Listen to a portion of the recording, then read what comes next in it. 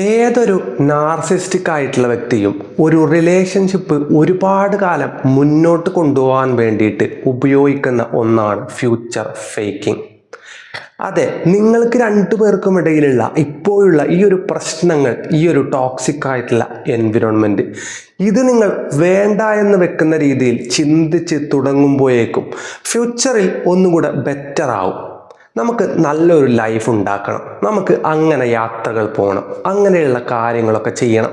ഇങ്ങനെ നിങ്ങളുടെ മനസ്സിൽ വലിയ രീതിയിലൊരു ഹോപ്പ് ഉണ്ടാക്കാൻ വേണ്ടിയിട്ട് തെറ്റായിട്ടുള്ള, കളവായിട്ടുള്ള, നല്ല മാനിപ്പുലേറ്റീവ് ആയിട്ടുള്ള ഫ്യൂച്ചറിനെ കുറിച്ച് സംസാരിച്ചു കൊണ്ട് നിങ്ങളെ കൺട്രോൾ ചെയ്ത് നിർത്തുന്ന ഒരു രീതി.